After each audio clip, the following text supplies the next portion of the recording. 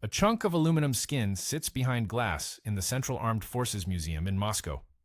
Riveted, unpainted, torn along one edge where 20mm rounds walked across it. The placard calls it a fragment of an American fighter recovered near the Yalu River winter of 1951. What the placard does not mention is that the pilot who shot it down, Senior Lieutenant Yevgeny Stelmach, filed an after-action report so alarming that it circulated all the way to the Kremlin before anyone in the regular chain of command had read it. Stelmach described an American aircraft that refused to behave the way American aircraft were supposed to behave. The MiG-15 had entered Korea with a reputation. Soviet test data placed it faster than anything the United Nations fielded, with a climb rate that left F-80s and F-84s gasping below 30,000 feet. The 64th Fighter Aviation Corps arrived in Manchuria during the autumn of 1950 with orders to protect the bridges over the Yalu and a confidence level bordering on contempt. Their airplane held every measurable advantage. Their pilots, many of them Second World War veterans with German kills, considered the Americans technically proficient but tactically predictable. Then the F-86 showed up. The Sabre reached Korea in December 1950, and within weeks, the Soviet assessment began to fracture. Stelmach's report, portions of which surfaced in Russian aviation archives after 1991, used a phrase that translates roughly as equal initiative, meaning the MiG-15 could no longer dictate the terms of an engagement. If this period of aviation history matters to you, and clearly it does, hit subscribe and like so more of these stories get told. Drop a comment if your family has a connection to Korea. Those details fill gaps that archives can't. What rattled the Soviets wasn't speed. The MiG-15 and F-86 posted similar top numbers at altitude, with the MiG holding a slight edge above 40,000 feet. The problem sat in the cockpit. North American aviation had given the Sabre a radar-ranging gunsight, the A1CM, that computed lead angles and bullet drop in real time. Soviet pilots flying the MiG-15 aimed through a fixed reticle and estimated deflection by instinct. A veteran could make that work. A pilot with 200 hours could not. Colonel Yevgeny Pepelyaev, who finished the war as the top Soviet ace in Korea with 19 confirmed kills, wrote decades later that the gunsight gap made every American pilot shoot like an expert, while we depended on talent that took years to build. That assessment contained a brutal admission buried inside a compliment. The Soviets had better raw aerodynamics. The Americans had built a system that made average pilots lethal. The 64th Corps kept flying. They adapted, developed new tactics, rotated their best instructors through Manchurian airfields to raise the baseline skill level. But adaptation takes time, and the Americans kept raising the floor. By spring of 1951, something had shifted in the internal Soviet reporting that no official history would acknowledge for 40 years. The confidence was gone. By March 1951, Soviet loss reports had acquired a new vocabulary. Pilots described engagements using temporal language, not altitude or position, but time. How many seconds they held a firing solution. How many seconds the Sabre held one on them. The numbers were not encouraging. A MiG-15 pilot engaging an F-84 could expect to hold a stable firing window for 6 to 8 seconds on a typical slashing attack from above. The Thunderjet was fast in a straight line but bled energy in turns, and its pilot often never saw the MiG until rounds were already passing through his airframe. Against the Sabre, that window collapsed to 2 seconds or less. The F-86 rolled faster than the MiG at speeds above 400 knots. A fact that Soviet engineers initially refused to believe, since the MiG's lighter wing loading should have given it the advantage. But North American had installed hydraulically boosted ailerons, and at transonic speeds, where control surfaces stiffen against compressed air, hydraulics mattered more than aerodynamics. 2 seconds. That was the complaint repeated across dozens of after-action reports from the 196th Fighter Aviation Regiment between March and June of 1951. 2 seconds to fire, then the Sabre would flick into a roll. pull into the vertical, and vanish into a climbing turn that reset the entire geometry of the fight. Soviet pilots, who had spent years learning to track targets through a fixed gunsight, now found that their hard-won skill required a minimum engagement window that the Sabre simply would not provide. There is something in the engineering philosophy of the MiG-15 that I find beautiful and almost tragic. Artem Mikoyan and Mikhail Gurevich designed an aircraft around a single idea: get above the bombers and kill them before they reach their targets. Every decision served that purpose. The enormous 37mm cannon in the nose was meant to destroy a B-29 in 1 or 2 hits. The climb rate existed to reach bomber altitude before the formation crossed the Yalu. The light airframe, the swept wing borrowed from captured German research, the single massive Klimov engine, all of it pointed at one mission. And for that mission, the MiG-15 might be the most perfectly optimized fighter ever built. It irritates me more than it should that this machine gets remembered primarily as the thing the Sabre beat. The Americans had a different problem and built a different airplane. The Sabre was designed for air superiority for the specific task of finding enemy fighters and killing them, rather than intercepting bombers or attacking ground targets. That meant the aircraft needed to survive the chaos of a dogfight, which demanded controllability across the entire speed range, which demanded hydraulic controls, which demanded a heavier airframe, which demanded a more powerful engine. Each requirement cascaded into the next. The result was a fighter that gave up ceiling and climb rate to the MiG, but could stay in a turning fight longer and shoot with mechanical precision while doing it. Soviet tactical doctrine in Korea assumed engagements would follow a pattern: dive from altitude, fire on the pass, climb back to altitude, repeat. This worked against every American fighter until the Sabre, because the speed advantage on the dive and the climb rate on the recovery made the MiG essentially untouchable. The F-86 broke the pattern by refusing to let the MiG disengage. Sabre pilots learned to follow the MiG into the climb, trading speed for position, and the MiG's advantage in the vertical narrowed enough that the radar gun sight could compensate for the remaining difference. General Lobov, who commanded the 64th Corps from March 1951, later acknowledged that his pilots began requesting permission to avoid engagements with Sabres when the tactical situation did not absolutely require contact. No one doubted their courage. These were men who had fought the Luftwaffe over Stalingrad and Kursk. It was professional assessment. The MiG-15 remained the superior machine in several measurable categories, but the engagement had become a system versus system contest, and the Soviet system was losing the margins that had made their pilots willing to press an attack. The kill ratios told one story. The mission reports told another, quieter one. Pilots who will not engage cannot lose, but they also cannot win. The sound of a Klimov VK-1 engine at full military power is not something recordings preserve well. Veterans describe it as a tearing noise, metallic and wet at the same time, like a sheet of steel being ripped lengthwise inside a cathedral. The centrifugal compressor produced a different harmonic than the axial flow engines the Americans used. Lower, rougher, with a vibration you felt in your teeth before you heard it in your ears. Ground crews at Antung Airfield learned to diagnose engine health by that sound alone. A healthy Klimov screamed. A dying one moaned. By mid-1951, too many of them were moaning. The engine problem was not widely discussed in Soviet accounts until the 1990s, but it sat underneath every tactical complaint like rot beneath floorboards. The VK-1 was a reverse-engineered copy of the Rolls-Royce Nena, sold to the Soviet Union by the British Labour government in 1946, in a transaction that still qualifies as one of the most strategically disastrous technology transfers in Cold War history. The Soviets received 55 engines, disassembled them, and built the Klimov copy within 18 months.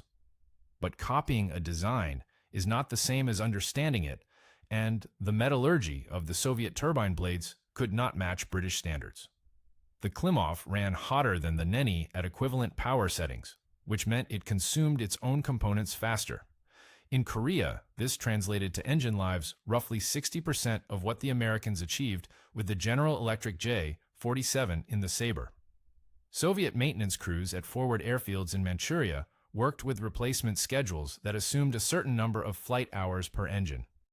The actual hours delivered were lower, and the gap widened as the war continued, because pilots were running engines harder, pushing into afterburner range more often, holding full power longer during disengagements, specifically because the Sabre had made conservative flying suicidal. You could not cruise at economical power settings when an F-86 might drop out of the sun with a radar gun sight locked to your wingspan. The maintenance burden cascaded. Fewer serviceable aircraft meant fewer sorties per day. Fewer sorties meant each pilot flew less often, which meant proficiency degraded, which meant engagements went worse, which meant pilots pushed their engines harder to survive, which meant more engine failures. The loop fed itself. Soviet logistics officers documented the trend in quarterly readiness reports that grew worse through the second half of 1951, even as the propaganda apparatus in Moscow continued to celebrate MAG's supremacy. The engine problem did something to pilots that readiness statistics do not show. A fighter pilot who does not trust his engine fights differently than one who does. He keeps one ear tuned to the turbine instead of scanning for threats. He hesitates before committing to a high-energy maneuver because he knows that 3 minutes at full power might cost him an engine change that grounds his aircraft for a week. He flies the machine instead of flying the fight, and in air combat, that distinction is the width of a coffin. American pilots in Korea had their own mechanical grievances. The J-47 flamed out during negative G maneuvers with disturbing regularity, and early Sabres suffered from hydraulic leaks that turned the cockpit floor into a skating rink.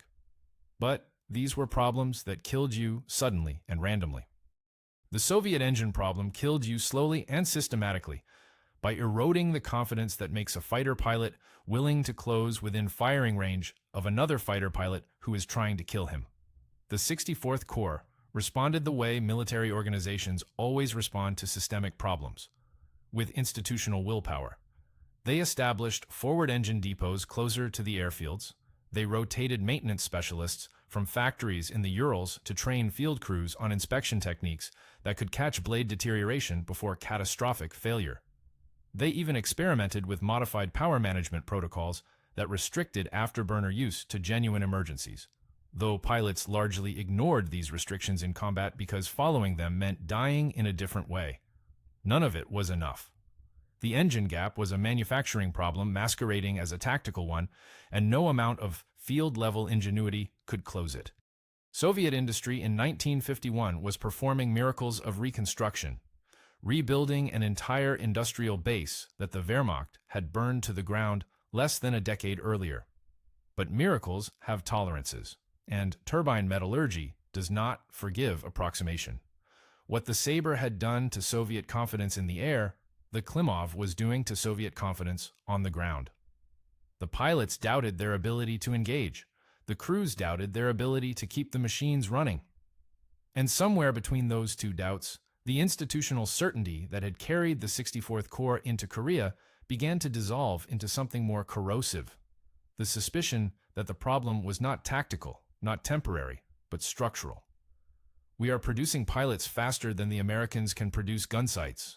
Marshal Pavel Zygarev reportedly said this to Stalin in the summer of 1951. The quote appears in a memoir by a former aide, published in 2003, and no corroborating document has surfaced. But whether Zygarev said it or not, the sentiment captured something real about how Moscow processed the Korean Air War, as a problem of volume rather than quality. Build more MiGs, train more pilots, overwhelm the Sabres with numbers. The strategy had a brutal internal logic. It also missed the point entirely. The replacement pilots arriving in Manchuria through the autumn of 1951 averaged between 80 and 120 flight hours in the MiG-15. Their American counterparts in the 4th Fighter Interceptor Wing averaged north of 300, with many Korean-bound Sabre pilots carrying combat time from the Second World War. The hour gap alone would have been manageable. The Soviets had overcome worse deficits against the Luftwaffe by accepting losses and letting survivors accumulate experience. But Korea introduced a variable that the Eastern Front never had. The replacement pilots arrived already afraid. They had listened to veterans describe the Sabre's radar gunsight, the 2-second firing windows, the engines that ate themselves under combat power. They had watched squadron readiness boards show fewer and fewer green status aircraft each morning. They climbed into cockpits already carrying the weight of an institution that had stopped believing in its own advantage. And that weight pressed against their spines at 14,000 feet over the Yalu when the contrails appeared from the south. 4, then 8, then 16, white lines scratched across a sky so blue and so cold that exposed skin froze in seconds. At those altitudes in a Korean winter, cockpit temperatures in the MiG-15 dropped to minus 30 degrees, even with the heating system functional. Pilots wore layers that restricted movement, and their fingers inside heavy gloves responded a half-beat slower than the reflexes demanded. The Sabre cockpit ran warmer because the J-47's bleed air system channeled more heat forward, a design choice driven by pilot comfort rather than combat performance. But comfort and combat performance turned out to be the same thing when the difference between a kill and a miss lived in the speed of a finger closing on a trigger. So, what happened to these replacement pilots? The records from the 196th and 176th regiments tell a consistent story. First mission loss rates climbed from roughly 4% in the spring of 1951 to nearly 9% by that winter. The veterans who survived their initial rotations performed adequately. Some performed brilliantly. But the floor had dropped out. The weakest Soviet pilots in Korea during late 1951 were dramatically weaker than the weakest Soviet pilots 6 months earlier. And in air combat, a force is only as strong as the pilots it cannot afford to lose. The American system pointed the other direction. The A-1CM gunsight raised the floor. Hydraulic controls raised the floor. The training pipeline at Nellis Air Force Base in Nevada, where Sabre pilots flew simulated MiG engagements against instructors who had fought the real thing, raised the floor.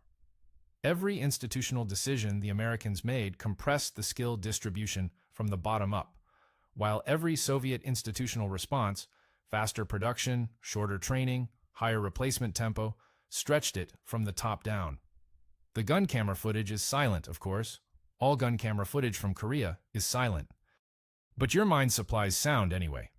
The rattle of the 6 Brownings, the airframe shuddering, the rushing static of wind against canopy. In the particular clip I have watched more times than is probably healthy, dated November 14, 1951, a Sabre closes on a MiG-15 from the 5 o'clock low position. The MiG is in a gentle left bank. It does not tighten the turn. It does not roll. It does not do anything at all. For 4 full seconds, 4 seconds, twice the window that veterans had learned to dread, the MiG holds its course as if the pilot has forgotten he is at war. The convergence pattern of the Brownings walks across the fuselage from tail to wing root. Pieces separate. The film ends. 4 seconds of nothing. That is what the collapse of confidence looks like from the outside. I do not know who was flying that MiG. The Soviet records for that engagement list a pilot from the 176th Regiment on his 3rd combat mission, 23 years old, 104 total flight hours. His name appears in the loss report and nowhere else. He was not incompetent.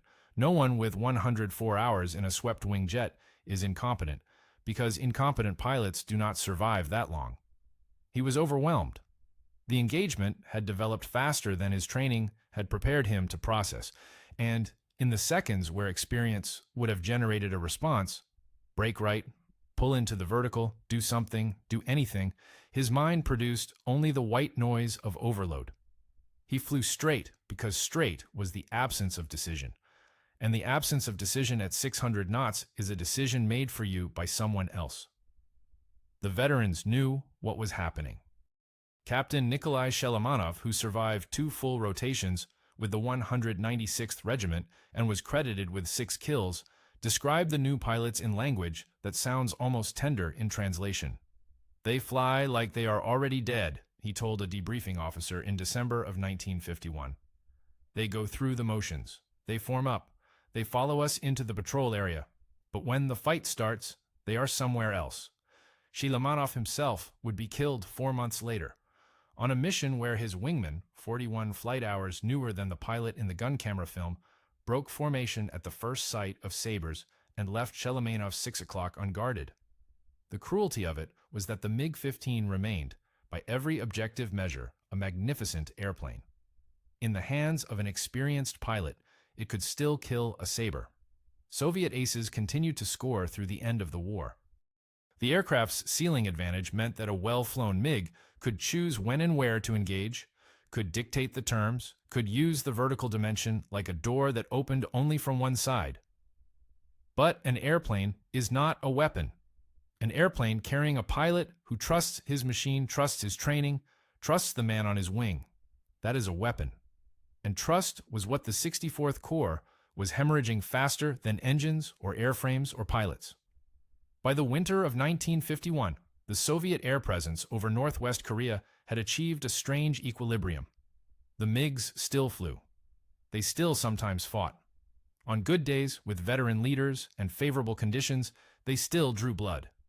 But the institutional confidence that turns an air force into a fighting force, the shared belief that the system works, that the machines will hold, that the man beside you will stay, had cracked along lines that no maintenance depot could repair and no replacement pipeline could fill. The Americans felt it. Sabre pilots reported that MiG formations were breaking earlier, engaging less aggressively, abandoning wingmen more frequently. The Fourth Wing's intelligence summaries noted a measurable change in Soviet tactical behavior. Not a single dramatic shift, but a slow, steady retreat from commitment. Flights that once pressed attacks through defensive fire now turned away at the first sign of opposition. Formations that once held discipline through the merge now came apart the moment the Sabres closed to guns range. And in Moscow, the reports continued to describe victories. The numbers were adjusted. The language was careful. The war in the air over Korea was being won, officially, by men who had stopped believing they could win it. The MiG was inverted when Krasnov ejected. That detail survives in the accident report because the investigating officer found it remarkable enough to underline. Not the ejection itself, not the loss of the aircraft, but the orientation. Krasnov had rolled his MiG onto its back at 42,000 feet over the mouth of the Chongchon River and pulled the ejection handle while looking up at the ground. The canopy separated cleanly. The seat fired him toward the earth. He fell for nearly 6 miles before the parachute opened, unconscious from the moment the wind blast hit him, and landed in a rice paddy 17 kilometers inside Chinese-held territory. He survived. The aircraft did not. Neither did the rationale for the mission he had been flying. Senior Lieutenant Dmitry Krasnov had been ordered to lead a 4-ship patrol along the Yalu at maximum altitude, with explicit instructions not to engage any American aircraft under any circumstances. The mission was an observation flight. The purpose was to gather intelligence on Sabre patrol patterns. His 4 MiG-15s were to fly high, fly fast, and fly home. It was the safest mission the 196th Regiment had to offer, and Krasnov, 9 kills, 200 combat hours, one of the last original pilots from the spring deployment, turned his aircraft upside down and left it. No Sabres were present. No engagement occurred. No enemy aircraft appeared on radar or on the horizon.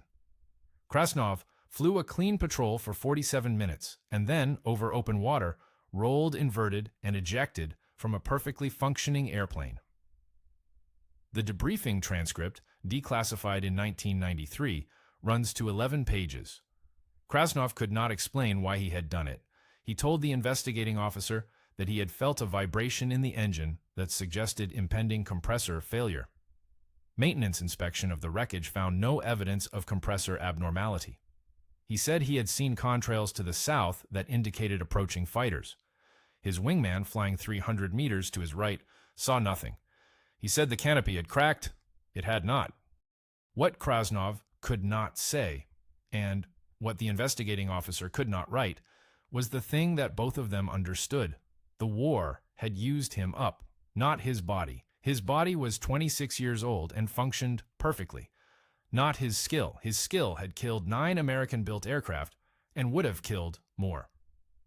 The war had used up the part of him that believed the next flight would end with a landing instead of a funeral, and without that belief, the cockpit of a MiG-15 at 42,000 feet is just a very cold, very loud, very small place to wait for something terrible to happen. He chose the rice paddy instead. The official Soviet loss figures for the Korean Air War have been revised 3 times. The first set, published internally in 1954, claimed 335 aircraft lost to all causes. The second, assembled by a military history commission in 1991, raised the number to 395. The third, compiled from unit-level records by independent researchers after the archive openings of the mid-90s, settled near 520. The American claims were higher still, 840 MiGs destroyed, a number that post-war analysis has steadily trimmed. Somewhere between 500 and 700 Soviet and Soviet-allied aircraft went down over Korea. The true number is unknowable because the people who kept the records had every reason to keep them wrong. What the numbers cannot describe is the distribution. The losses did not fall evenly across the force. They fell on the new pilots, the short-hour pilots, the pilots who arrived in Manchuria, already carrying the accumulated doubt of an institution that had stopped trusting its own machinery. The aces survived. Kozhedub's protégés survived. The men with fast hands and old instincts and the particular species of stubbornness that refuses to process fear until after the landing gear touches concrete, they made it home. But the men who were supposed to replace them, the men who were supposed to learn from them, the men who were supposed to carry Soviet air power into the next decade, those men died at rates that no training command could sustain and no official history would acknowledge. The 4th Fighter Interceptor Wing rotated home in stages through 1953. Its pilots received decorations, promotions, assignments to test programs, and training commands where their combat experience could be fed back into the system. The institutional loop closed cleanly. What they learned over the Yalu became what the next generation was taught at Nellis, which became what the generation after that carried into Vietnam. The Sabre's legacy was not the airplane, it was the pipeline. The Soviet pipeline broke. Not dramatically, the VVS continued to fly, continued to train, continued to build aircraft that Western intelligence watched with genuine alarm. The MiG-17 was better than the 15, the MiG-19 was better than the 17. The machines improved. But the confidence gap that Korea opened never fully closed, not in doctrine, not in training philosophy, not in the fundamental relationship between a pilot and the institution that sent him into combat. The Soviets learned from Korea that quantity could not substitute for systemic quality, and then they spent the next 3 decades trying to prove themselves wrong. Krasnov was reassigned to a training regiment outside Krasnodar. He flew instructor sorties for 11 years. His personnel file, according to a researcher who accessed it in 2001, contains no mention of the ejection over the Chongchon, no disciplinary action, no psychiatric evaluation.